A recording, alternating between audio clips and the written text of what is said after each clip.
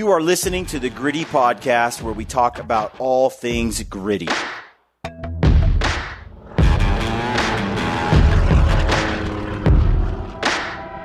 All right, folks, welcome to the Gritty Podcast. I am your host, Brian Call. I'm joined by Brad Hunt behind the camera. Today's podcast is with our friend Cody Jones at Wilde Arrow. You know, Cody has a lot of years of experience archery. He works on every brand bow that's on the market. He's a proficient shooter himself, competing. He just kind of knows everything there is to know about bows and tuning bows and setting up bows. And on today's podcast, we talk about a thing called torque tuning. I'm going to let him explain it on the show. It could be a game changer for you, but he's going to get into it and explain it. And it's well worth listening to, especially if you've never heard of it and don't know what it is, because you might want to employ this technique on your setup, on your archery setup. I got mine dialed. I've been shooting, preparing for the season. Brad and I have some elk tags we got to fill this year. We're stoked. We're going to film the heck out of it. It's going to be a good time. Before we get into the podcast, I just want to tell you about a huge giveaway that we're doing right now. We dropped a film on Sunday with Go Hunt. Right now, you could win $500 off the Go Hunt gear shop. Yep. If you use the code GRITTY and you buy something over there, you're entered to win. But it's not just that. It's a new PSE bow. You're entered to win a dozen arrows. Brad, there's a whole bunch of stuff. You got annihilator broadheads. You got a brand new released Everly stock. The Bino harness. The Recon Bino harness. And then you got the Stealthy Hunter package as well that comes with that. So you get the glassing pad, the rifle cover. Peaks, yep. Package, gaiters, poles, headlamp. Correct. So huge giveaway with Go Hunt right now. To be entered to win, you just go shop at Go Hunt. And also, when you shop over there, you can get a discount on a lot of different things. So site-wide, you get a discount in the gear shop. So if you need some last-minute stuff like, I don't know, UV sterilizer or boots or whatever. Yep. Just go check out the shop. Minimo, whatever. You got 10% off everything at the Go Hunt gear shop right now with the code GRITTY. Yep. That enters you to win the prize package. Also, the digital maps. You get a $20 gift certificate or $20 credit for the gear shop if you buy the maps. So essentially, instead of it being $50 for all 50 states, all the layers and everything, you can get the Go Hunt digital maps for $30 because you get that $20 gift card for the shop. So cool thing going on over there. So check that out. And also, Stealthy Hunter wanted in on a lot of this giveaway action. So he put together a huge prize package for all you people that love Stealthy. He's got in a giveaway a Stone Glacier backpack. He gives you a pass to the Western Hunting Summit. Yep. Brand new Evo XF, which is what I'm shooting right here. PSE compound bow. Yep. Dozen arrows, day 6 broadheads. You get a Go Hunt Insider membership, Graxaw game bags, the goat knife. There's just a whole lot. Big package over there. All you got to do to be entered to win over there is go buy some stuff over at Stealthy, and you're entered to win. But also, he gave us a 10% discount. When you use the code GRITTY over at Stealthy, you're going to get 10% off everything over there as well. So throwing out deals everywhere, giveaways everywhere. So get in on that if you need some stuff over at Stealthy. I recommend the CBD gummies, the CBD sleep gummies. Those are excellent. I'm using their probiotics, their e-charge, electrolytes. And then, of course, the gun covers, the rifle covers, and the glassing pads are a must-have for every hunter, I think. So you can get in and all that. Just go check it out. They have a lot of new stuff they add all the time. I haven't been over there in a while. I need to go check it out. But if you use the code GRITTY, you're at Stealthy. Again, you're entered to win all that stuff, and helps Ryan and Hillary out, too, who are dear friends of the show. So check it out. Use the code GRITTY over at Stealthy. Get yourself entered to win. Without further ado, let's jump into the podcast. Let us know what you think in the comments below. Thanks for tuning in. If you're listening to this on iTunes or on Spotify, you might want to go check this video out because it's very visual on our YouTube channel. Thanks for tuning in. Stay gritty. All right, folks, welcome to the Gritty Podcast. I'm your host, Brian Call, and I'm back in the Wilde Arrow Archery shop with Cody Jones. And today, we're going to talk about torque tuning. A subject that Cody attempted to explain about 30 minutes ago and failed, so this is take 2. Here we go, Cody. Hey, we got distracted, all right? There's a lot going on. The hunt's coming up. Okay, what is torque tuning? Okay, so torque tuning is a high-level tuning method that a lot of professional archers will use. that started kind of getting into the hunting space. Bow hunters started to realize that under immense amount of pressure, not everything goes according to plan. So when you're nervous and you start grabbing onto the grip and you start applying pressures that you're not used to because of that bump in adrenaline, torque tuning helps alleviate some left or right misses in those type of situations. So what that does is it can reduce those misses. I've seen reduction in left or right misses by about 4 to 8 inches sometimes. Wow. So, and that's just flat ground. That's not including uphill, downhill, all the other things that you might encounter. So for me, 4 to 6 inches, 8 inches, on the worst case I've seen, that's a big deal. When you're hunting, you're like, I fire a shot and you don't know why you hit one way or another. That could be a factor. So what that's going to do, what that is a lot of these sights nowadays, like this one, for example, that we're going to put on your bow, has a dovetail. And what that allows you to do is move it closer to the bow or farther away from the bow. And what you're trying to do is you're changing the relationship from where the launcher of the rest is, where the arrow is sitting on the launcher, to your pins. You're bringing those to each other or away from each other to help you with some left and right stuff. Now, hunting bows in the hunting space, tech bars, where the cable slides or roller guards are sitting, you don't have a ton of room to move the rest. And unless you really know what you're doing, you can throw your level off.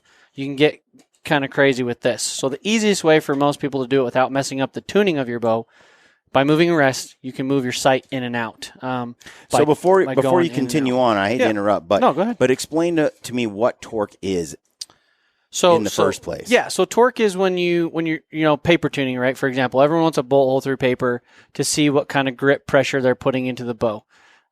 Torque is going to be like, if we take Brad's bow, right, and I put my hand in here, nice and comfortable, torque's going to be your left or right biases that you're putting in the bow. So as you're putting pressure onto it, you're torquing it left or right. Yeah, so if his arrow was, if his rest was up in the up position, as I torque the bow left and right, you're going to cause the arrow to move on the rest at full draw. Right? Okay. It'll be sitting in the launcher, but you're going to cause that point out front to move left and right. A little bit. Yep.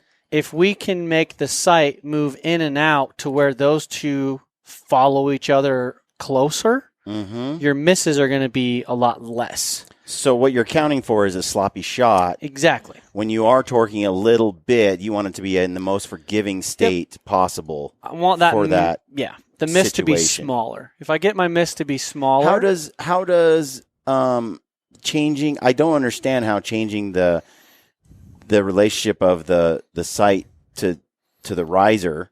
I don't understand how that helps with the torque. Honestly, I don't know that I do fully either. Okay. I just know. Oh, it's going to be one of these kinds of podcasts. Yep. I just know that, if I think Jesse Broadwater did some stuff on it. There's a bunch of information that probably goes into a lot more detail than what I can. But all I know is you're just basically taking the pin to the tip of the arrow shaft and you're trying to have those two follow each other so that they're in the same horizontal direction. Okay. So I kind of get it now. What you're saying is let's mess around with where the sight is in relation to the riser, forward or back. Yep. Let's mess around with that to get it optimal for when you're shooting when you're torquing the bow, kind of in a state you tend to torque. Yes. Yep. So you don't have a perfect grip. You draw. Your heart's racing. Blah blah blah. You're kind of choking up. You're death gripping it. Yep.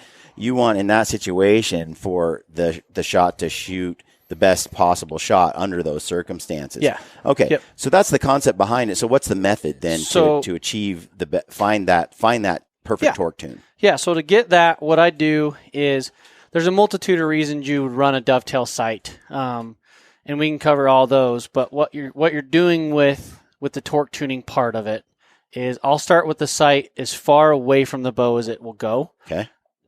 No rhyme or reason. You can start with it in and work your way out. You can start with it out and work your way in. Okay. I just start with it all the way out, and then I just start bringing it towards me. So what I do, and you can do this at 20 yards, you can do it at 30, 40. Go to a comfortable distance to where you can accurately make shots and be honest with yourself that, hey, I made a good shot. 20 yards for most people.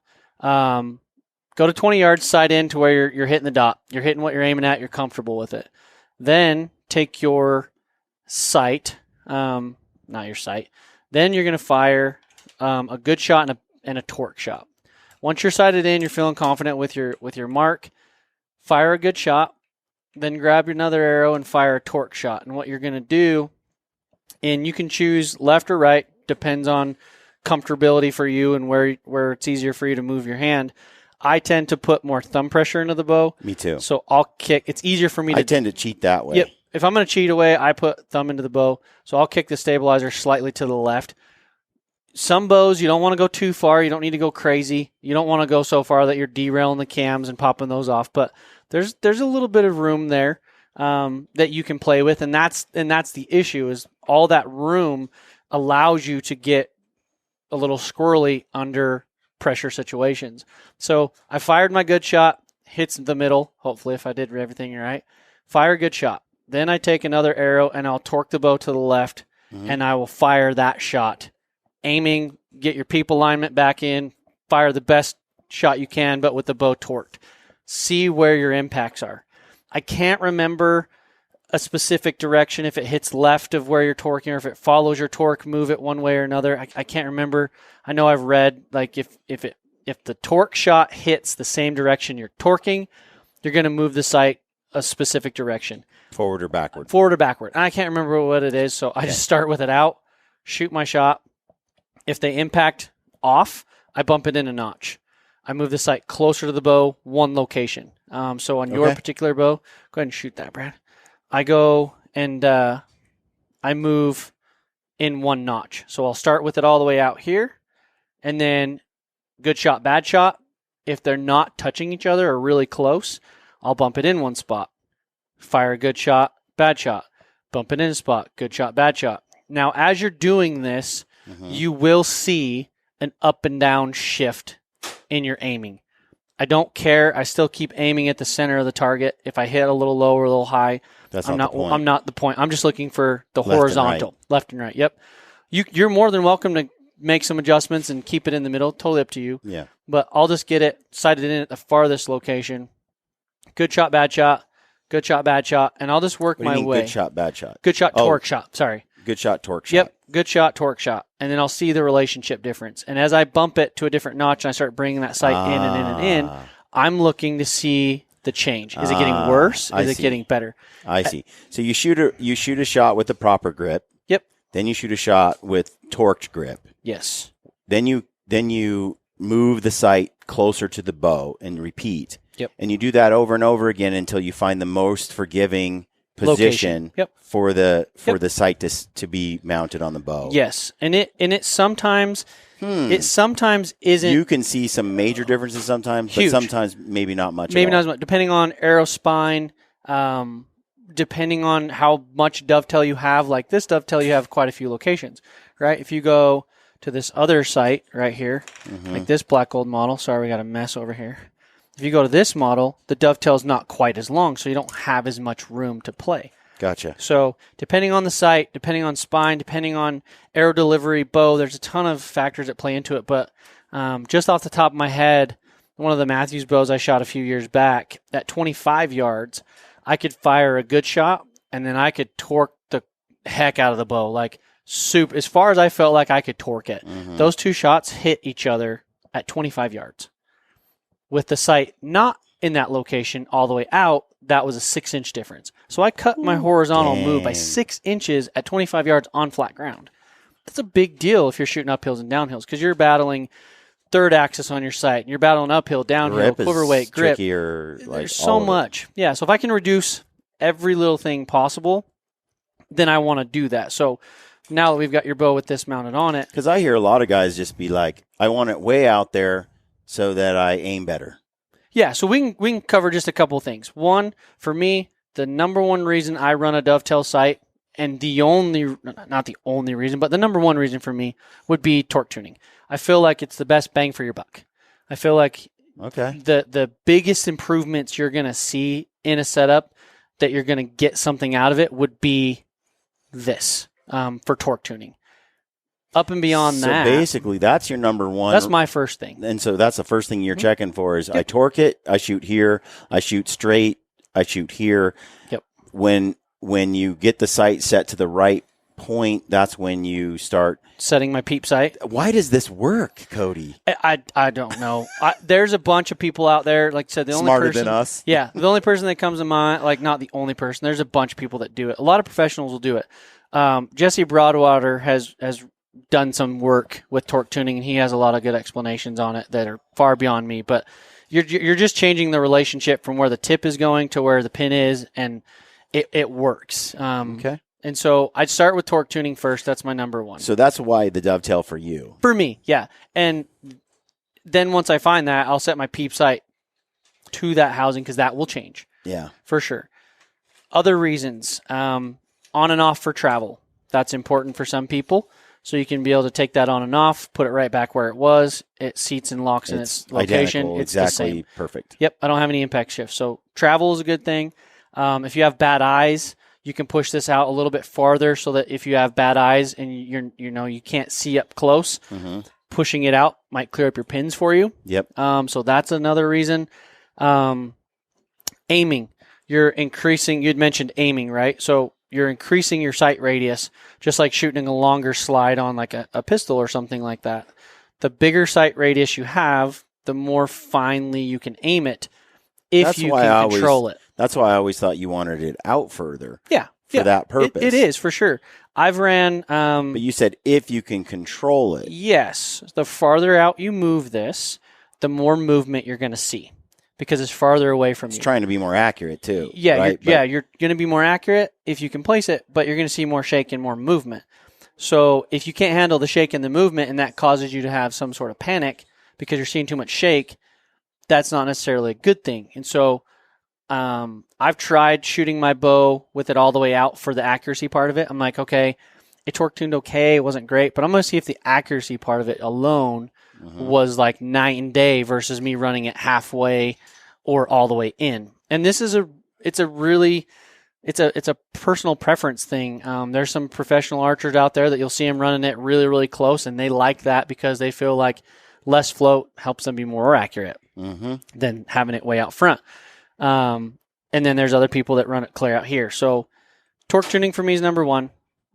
Then after that, it would be if guys want to remove it. Then it would be if you want a longer sight radius, and with the pin being out front, it changes the sight picture a little bit. Your pin gets a little smaller as you bring it out versus if it gets closer, the pin will appear larger. So if you have really, really good eyes and you feel like your pin's just a little bit big as you push this out, your pin gets a little bit smaller, which then also aids possibly to that finer aiming because it's getting closer to the target. Everyone knows the farther you push the target, the smaller it gets. So if I can push this out and that gets smaller, then it might aim a little better. Bad eyes, if you're going to push it all the way out here just because you're trying to line up a peep sight, you could do that. I think if you do this correctly and get this in a good spot for torque tuning first, then set your peep sight to that. That's better. I think that's more beneficial. But if you're like, I don't really care about torque tuning. At the end of the day, you're kind of splitting hairs, though. Yeah. Because you have to be a fairly proficient archer to then be able to even be in this league right now, what we're talking about. To a point. I mean, 6 inches at 25 yards, you don't have to be a professional to see that. True. That's huge. Yeah. If I can take the bow and turn it so far that the arrow looks like it wants to come out of the assuming red. you're making decent shots. Yeah, you can't. Because if you're just punching the trigger anyway, and you might not see it. Yeah, but I do think for most people, I think you'll see it. I think you'll see a difference in your left and right impact, and I think it's worth exploring if you want to go down that rabbit hole. If not, you can just run a dovetail because you think it looks cool or because you can take it on and off. Other factors, probably real important nowadays. Yours isn't going to be a full slider like what you're used to. Yeah. On the option site, your whole housing doesn't move. You're just running your individual pin up and down. So this doesn't really do as much to you. Well, it still does. The whole sight housing isn't moving. Instead, just the pin within it. Right. Which is what I need so I don't make a stupid decision. But even at that, Stupid you're still move. going to see a difference in how much travel you have up and down, depending on if it's in or if it's out. Yeah. So that's the other factor is people running sliders, right, that complain about distance. Mm-hmm. Everyone wants to get distance for tack events and practicing and 'Cause it's playing, fun. and it's just fun. Yeah. Not promoting you to go shoot long-range shots at animals, but the longer I can practice, the farther distances I can practice, it makes me better because it critiques everything. You'll see the torque tune even more. You'll be able to see what your bow setup's doing even more. So if I can get my sight to give me a crazy amount of distance, then I can practice farther so that my closer shots become easier and I get more proficient just in general. Yeah. So rule of thumb, if you push this sight all the way out, you're going to lose distance because your sight tape is going to get bigger. Yeah. If you When pull it's closer, it in, it's tighter, so you gain more distance. yeah. So it's kind of a happy medium Depends and a happy how fast balance. your bow is, what your arrow is, all that kind of stuff. And then you can decide, like, I want to be able to shoot to 110 yards. Well, then you need to have that thing closer to the riser. If you're okay with 95 based on your speed, then you can slide it out. You can move it. You can find you can either just tackle one thing. If it's the torque tuning thing like me, that's my number one important thing. Right. I do the torque tune, whatever distance I get, that's just what I get. Not a big deal. But if you want to tackle a multitude of things and you want to have like the best of all worlds, then find your happy medium of torque tune versus where it's at and sight radius to peep sight and diameter. You can play with to where you get like an average of all of it. Yeah. Or you can just tackle one thing, which is the distance. Just, I want distance. Boom, put it all the way in. Who cares where the torque tune goes? Yeah. You want a distance.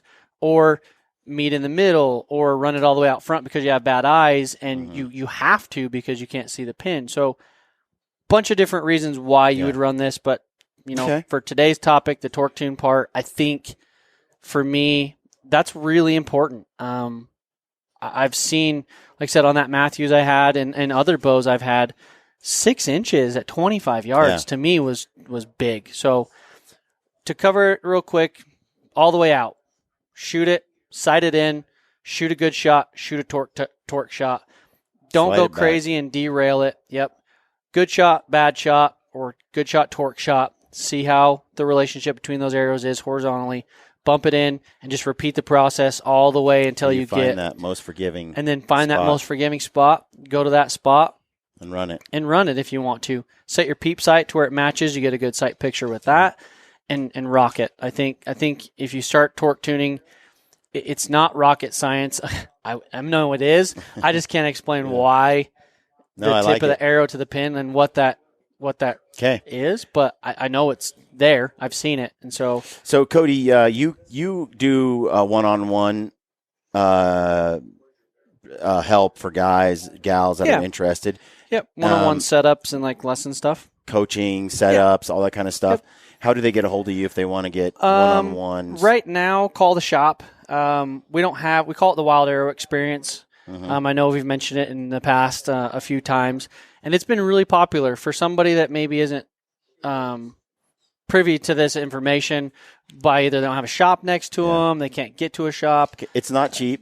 Yeah, but it can just it's worth it. It's worth it though. Yeah, so especially for people. It's one-on-one. So we can go through whatever you want. If it's sighting in, if it's tuning, if it's draw length and form and technique. Our goal is to make you the best archer you can be, and we can tackle as many topics as you want. And with the one-on-one stuff, it's a lot easier for us to go through everything. They can schedule an appointment just by calling you up. Call the shop. Call the shop. Call the shop. An appointment. Yep, we're working on a website right now where you can go and schedule appointments on that and not have to call. But for now, just call. Ask for me. Is it per hour then? Yeah. How much? We charge per hour. Right now, we charge. It depends on setup. Usually, you're around $80 to $100 an hour. Okay. And on average, it takes us about, if we go through a full setup, which we do all the time, people will come in with a bow, raw. We'll walk through. You're with us in the back. We're showing you how we install the rest. Yep. How everything's done there. Putting everything on as far as accessory goes, setting your draw length, setting your peep sight, and then getting you started with your sighting in process. And shooting. From start to finish. Cutting arrows, building arrows. How long everything does it take, one-on-one. Typically? 3 hours on average. Yeah, that's what I was going to guess. Yeah, so $100 an hour sounds like a lot, but at the end of it, $300 for everything that you get. I feel like it's pretty Dude, fair. it changes everything. Yeah, really. it is. Everybody I'd that's rather done have it, a less expensive bow and have it set up properly than the other way. Yep, it's the same thing with ammo and whatnot. Like practice and train with ammo versus buying the best Gucci gun you can, right? Yep. Training is going to be a big deal, Yep. and so Okay. we just try to help everybody from start to finish. If they want that service, it's available. And then I love it. Pick a topic, we can talk about it. Thanks, Cody. Yep. Appreciate it. You're welcome. Thanks for tuning in, folks. Leave us a comment in the description in the comment section below, and let us know what other topics you want to have Cody cover. Thanks for tuning in. Stay gritty.